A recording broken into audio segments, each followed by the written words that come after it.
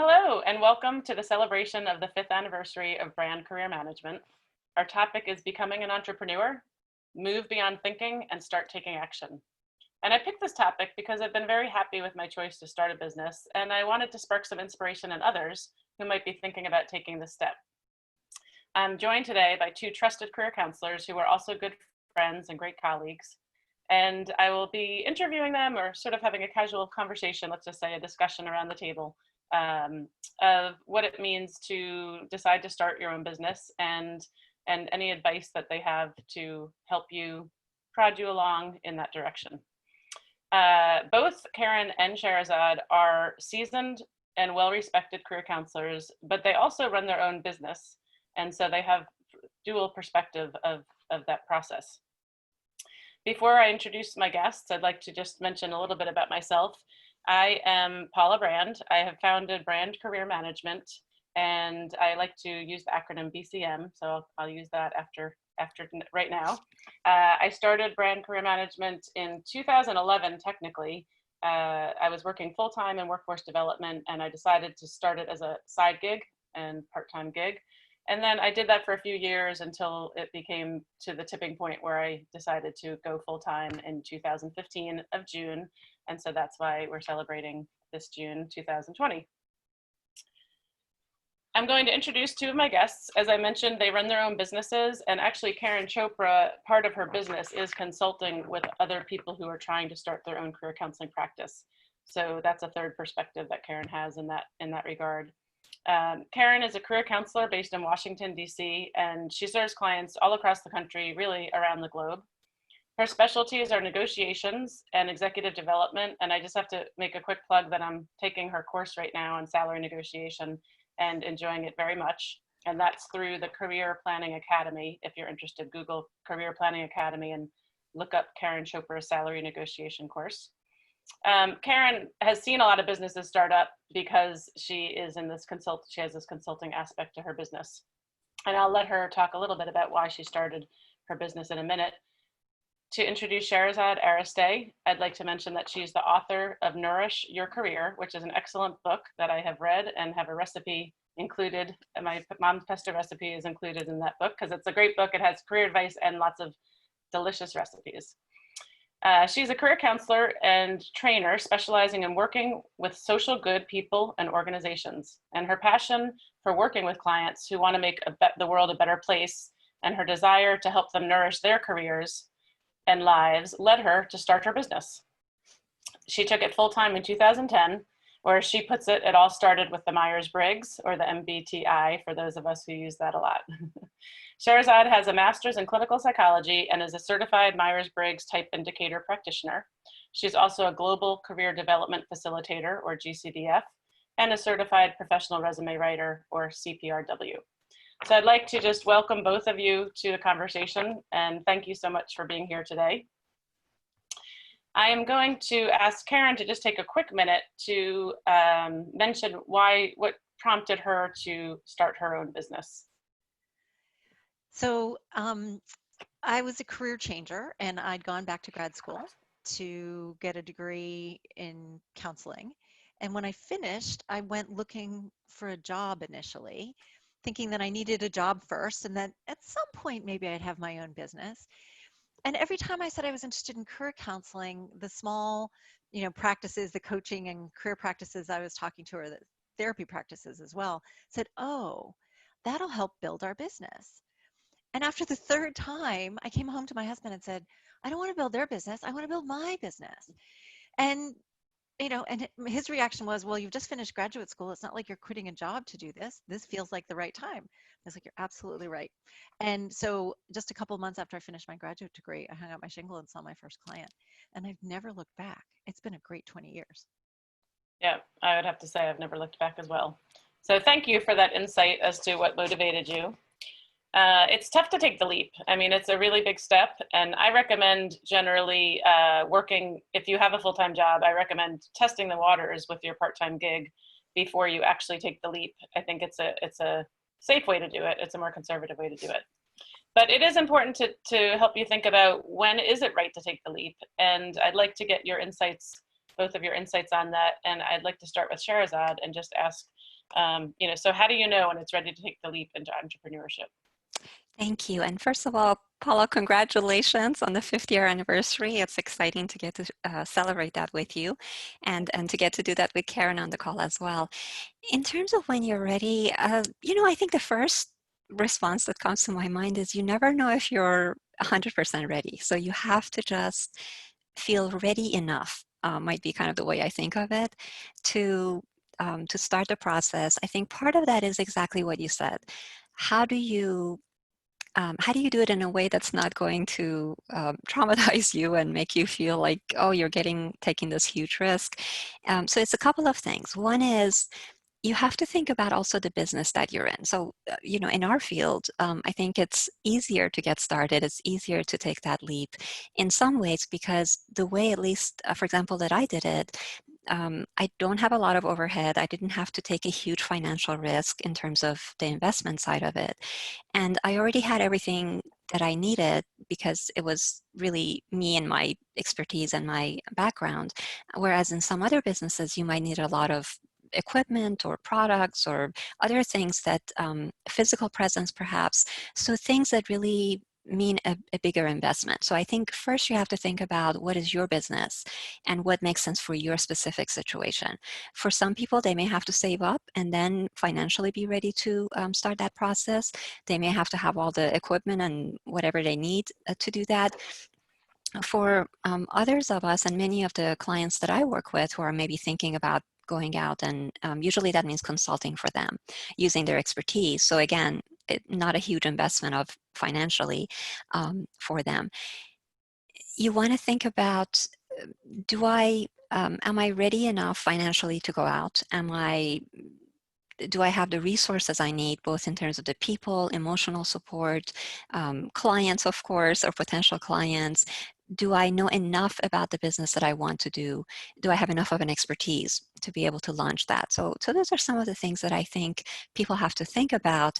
But ultimately, it's weighing how much of a risk they're willing to take and how ready they are to do that, and then just take a step. And I very much approve of your and kind of go along with your invitation to do it slowly if you can. So maybe not to quit and then just go full time right away, but can you do it part-time? Can you do it as a side gig? And then you still have to go through that decision making of, okay, now when do I know I'm ready to go full time? Great. I definitely agree with all of that advice.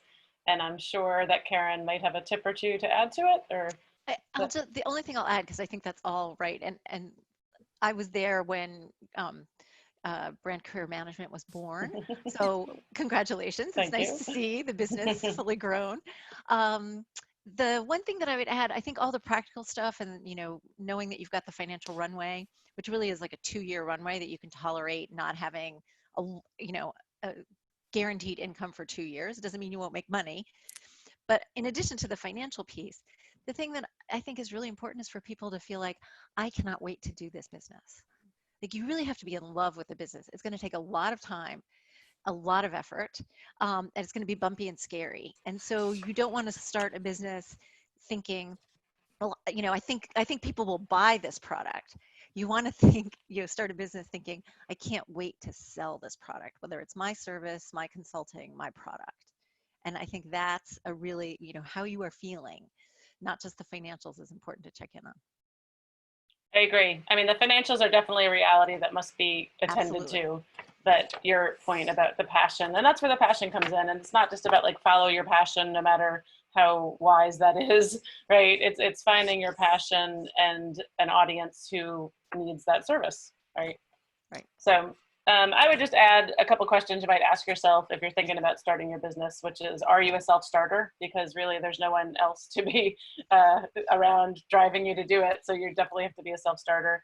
And how well do you plan and organize? Because that's not critical for every job, every entrepreneurial venture, but for most of the things you do have to be strategic and think things out. And how will the business affect your family, and can you work long hours? Because both of those things will be affected when you begin. So thank you for that. Let's move on to question 2.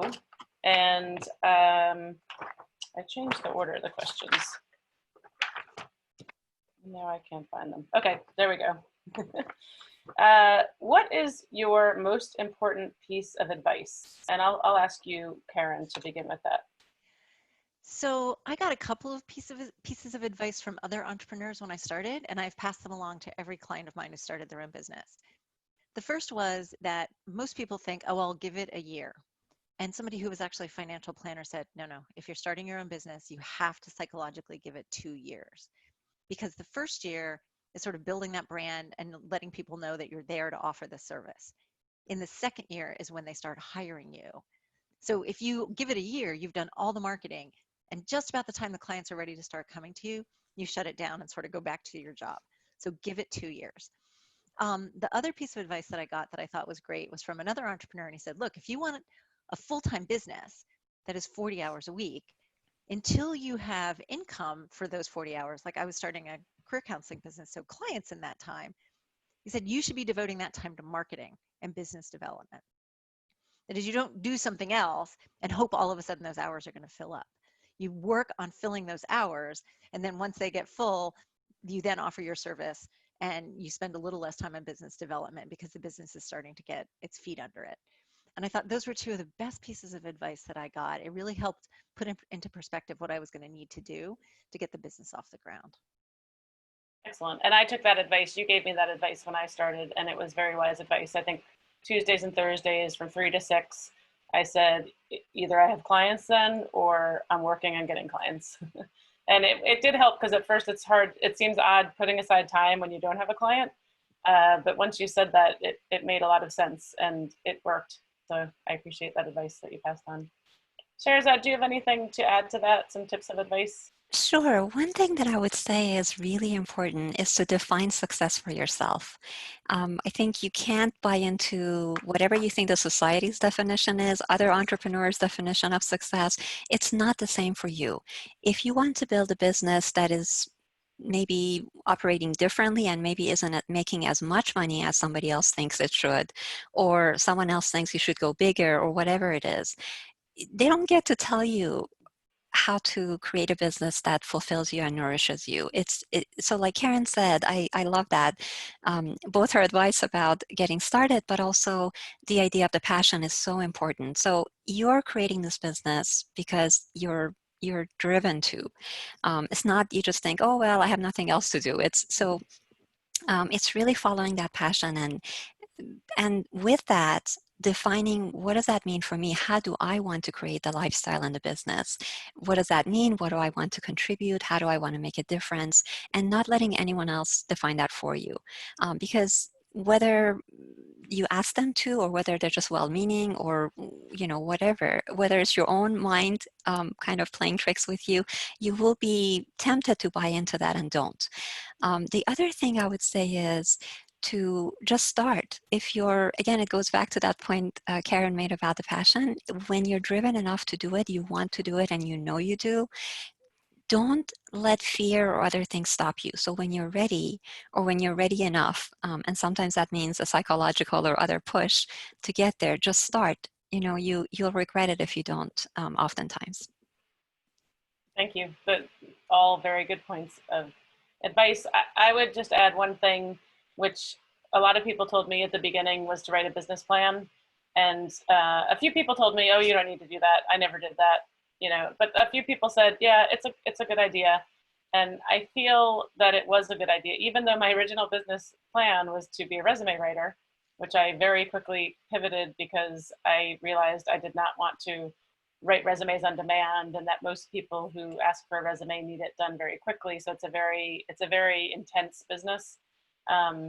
So I quickly realized I didn't, but it was still worth going through the process of thinking, how am I going to get clients, and how are they going to find out about me, and am I going to have a website, and all the things that are just kind of the structural part of the business. I think the business plan does sort of force you to think the realities of it, and the financial aspect, all of that. So I would definitely recommend going through the process of writing a business plan.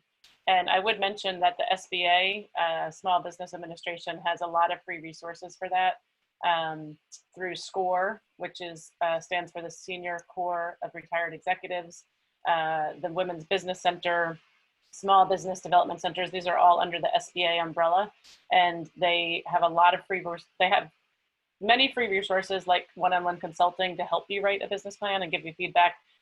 Some of the services, I think, for the trainings might cost a minimal amount of money, but there are tons of free resources there to help you with those types of things. So I would encourage you to avail yourself of those. Let's move on to the next question, which is I'm going to start with Sherazad on number 3, which is, what are some characteristics or qualifications that would suggest someone would be well suited for entrepreneurship?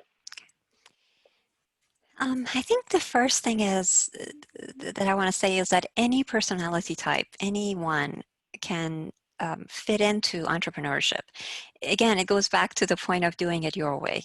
So some of the basics I think you have to pay attention to, and both of you talked about those: being prepared, thinking through, planning for that long haul, knowing that it's not something you can just give it a few months and then if it doesn't work out, you give up on it. You can certainly do that, but that's not usually how it works, and it's not when you're going to start to see your results and know that you've really built a business. So I guess stick-to-itiveness would be one, given that.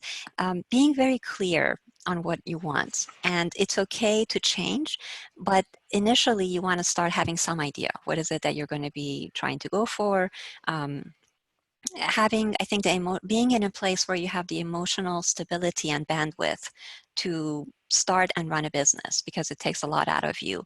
And being willing, I think, to being both, at least for me, in some ways stubborn, because you really have to stick with it. And people might say it's not going to work. People might worry about you, and how are you going to make it, and what are you going to do? And it's tough to make a business, and so you have to be stubborn enough to stick it out. Some of my friends call it courage. It depends, so how you think about that. And you don't have to be risk averse, but you do have to be willing to take risks. So whatever that means, again, for you. Some people take huge risks, some people take smaller risks, and you get to define what that is for you. And so I think those are some of the basic things. And the other piece is to take feedback and use it. So you're going to have clients, customers, whatever you call them. Somebody's going to pay you for what you do. And so you do need to pay some attention to that feedback as well, and be able to adjust accordingly while still honoring your vision and the way you want to make a difference. Thanks. I love those points, Sherazad. Excellent. Thank you. Karen, do you have anything to add? So I agree with all of that. And I would add that in my experience, most entrepreneurs are not born, they are made. And so many people think, oh gosh, I know I'm just not a born entrepreneur. I don't have that entrepreneurial spirit. And in my practice over 20 years, what I've seen is most people end up being the most unlikely entrepreneurs in their own mind, but somehow they manage to start a consulting business or a career counseling practice or a coaching practice. So there is no entrepreneurial type, as Sharzad said. Any type can be an entrepreneur. I was a Fed. I worked for the government for the first 10 years of my life, right? Can you imagine anyone more unlikely to become a successful entrepreneur? So it is I am willing to devote time, effort, money, sweat, tears, passion to this. And once you're at that point, you can be an entrepreneur. Yeah, and I was lucky because both my parents started their own businesses, and pretty much the majority of both of their careers were in self-employment. So I had some great role models there, but it's important. I really like the point both of you made that there is no one type. And I think you're referring kind of broadly, but especially if you look at Myers-Briggs and different personality types, I think it's really important to point that out, because there is no perfect type for entrepreneurship. And a lot of it depends on the type of business you're going to run, right? And the type of personality that is needed to run that type of business, rather than all people like this can run a business, all people like that. It's, as we all know, it's nothing is all or nothing. So that's a good point. So it's still important to know what your personality type is, because it might determine how you structure your business or how you go after clients. But it shouldn't prevent anyone's personality type should not prevent them from trying entrepreneurship, and won't hold someone back from being a successful entrepreneur. I would say my two qualities I think someone needs are perseverance and self-motivation, because I think those, and you both mentioned those and alluded to those, to me, those are the two key, regardless of your skill level, your entrepreneurship level, your level of sales or anything like that. I think it's self-motivation and perseverance or stubbornness or courage, whatever you want to call it. Very good. Okay, let's move on to question 4. And I will start with Karen for that one. How important do you think social media is in launching a business? I asked a few people I know who are on the cusp of starting a business, and this is one of the questions that came up a bunch from other people about social media presence. We could touch upon website, but I think we all agree that everyone needs a website. Yes, yeah, Yes, I think that's everyone a needs a no-brainer. website. Yeah, you have to have a website. That's not optional. Yeah, I would agree. I'm not a big social media person. I'm on LinkedIn. I'm on Twitter. I'm on Facebook, sort of, kind of, but I don't have a professional page on Facebook. I don't use them heavily.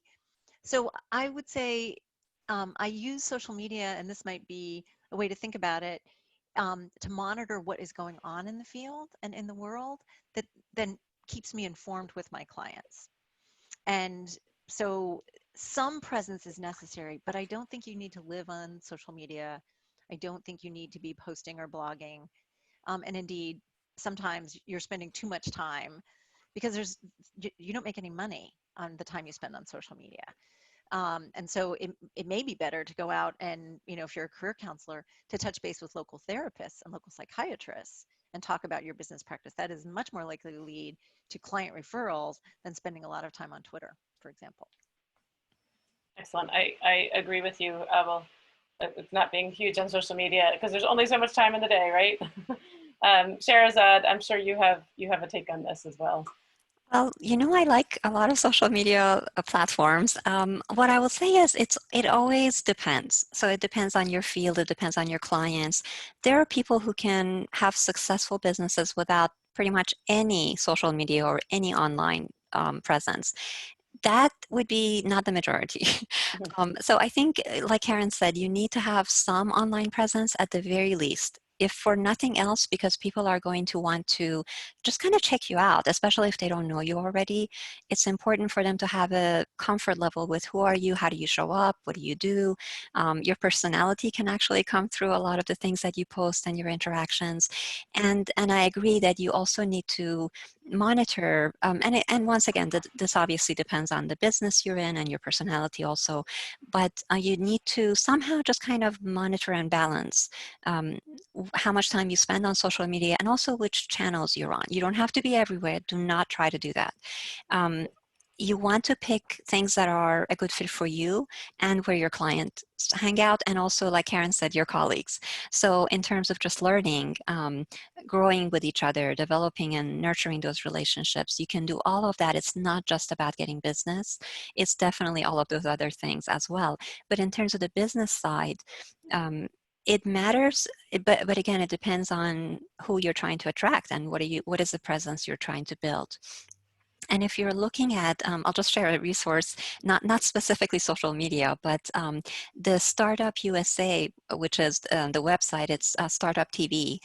On PBS, they do a wonderful half-hour or so segments where they feature different startups and talk about them, or not even startups, but they could be a business that has been in business for a while.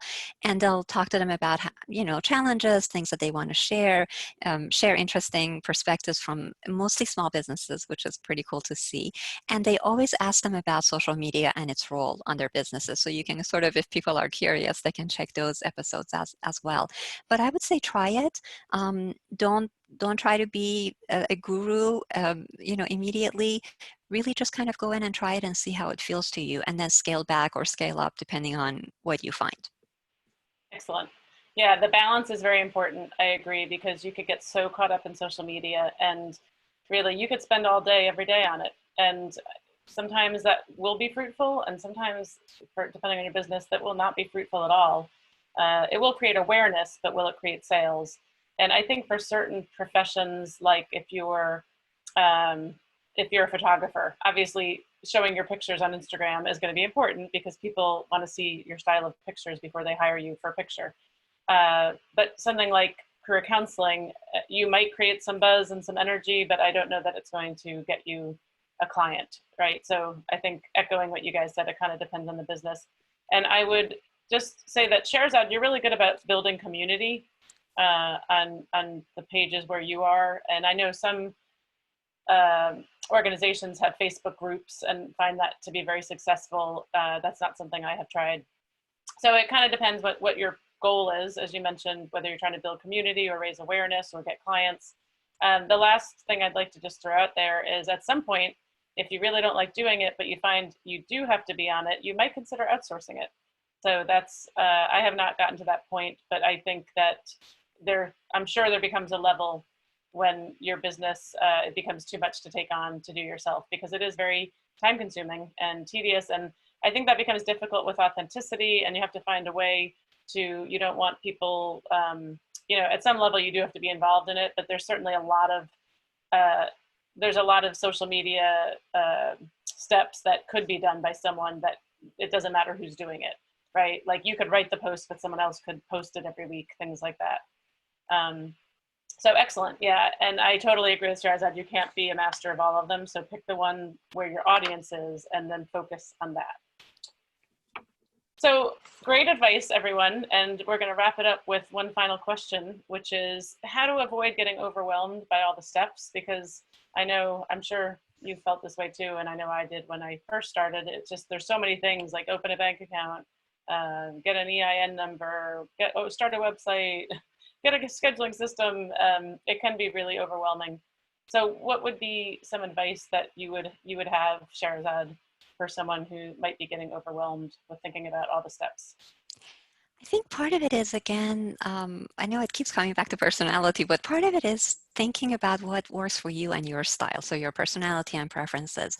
Somebody might need to have every single step outlined and know what they're going to do before they start, and that's what's going to help them feel comfortable and feel ready. Somebody else might sort of have the basics down, but then feel like, okay, now I can jump in and I'll just figure out the rest as I go. So one, again, honor your style and your preferences, know them and honor them.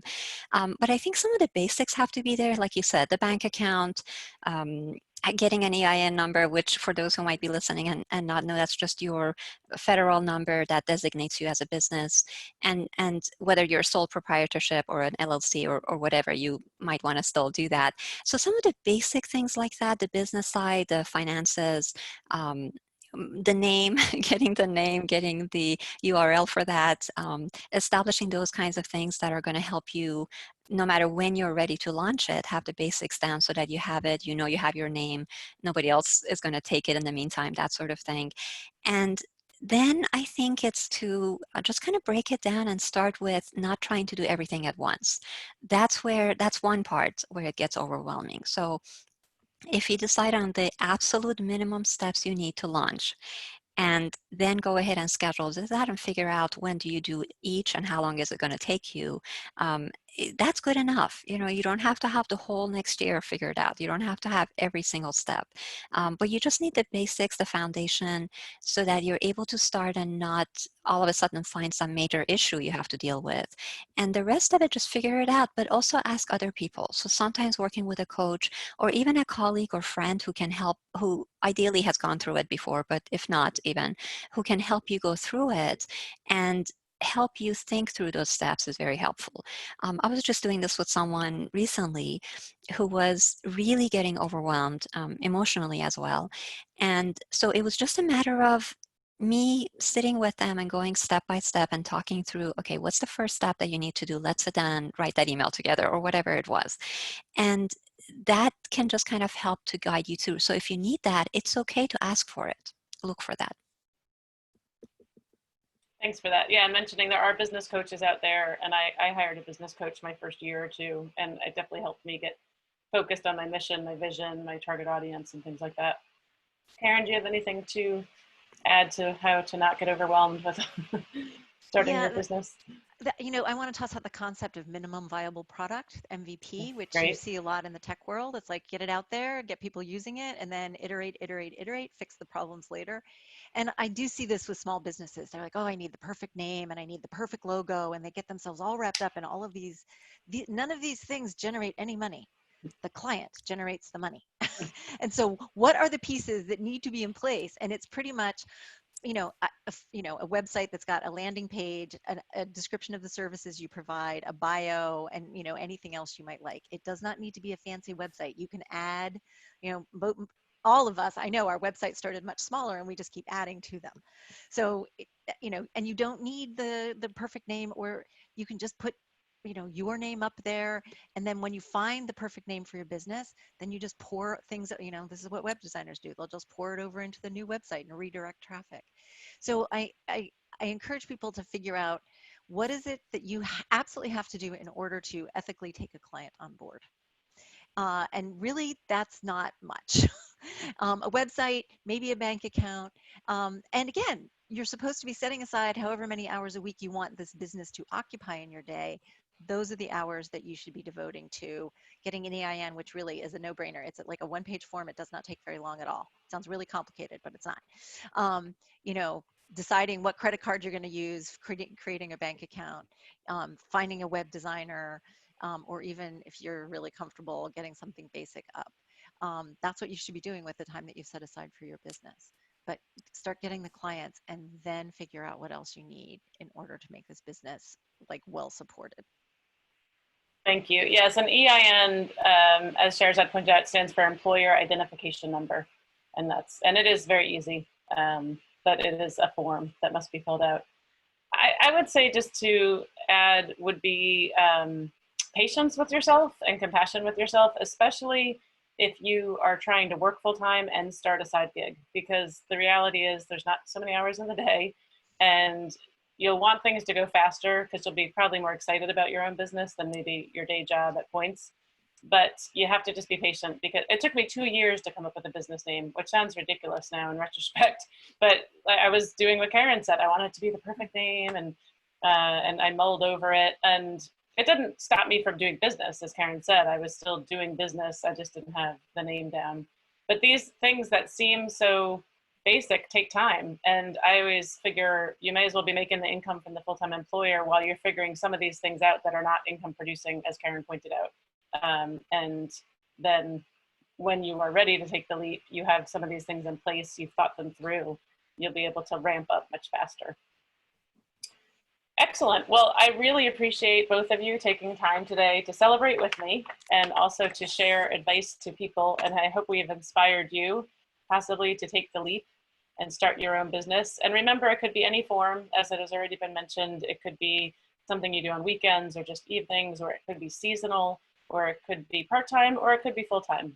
All of those things, as Sherazad said, it's just a matter of starting and just taking one step forward to move in that direction. I would also like to mention that I'm going to prepare a one sheet of some resources like the SBA, and I'll add Sherazad's Startup USA. I'll get that link from you and add that on the sheet for inspiration. I know there's some good podcasts like How I Built This and a few others. So there's definitely resources out there, but the one sheet that I will include with this video will be more basics, like a few steps, like getting an EIN number, and some websites of places that you might look to for some of those things. So with that, I'm going to say bid adieu to both of you and to our audience. And just again, thank you for listening. And I hope you found this helpful if you are thinking about starting your own business. And good luck. And we will see you back at a future video. Thanks. Congrats again, Paula. Absolutely. Congratulations and thank you. You know what? Okay.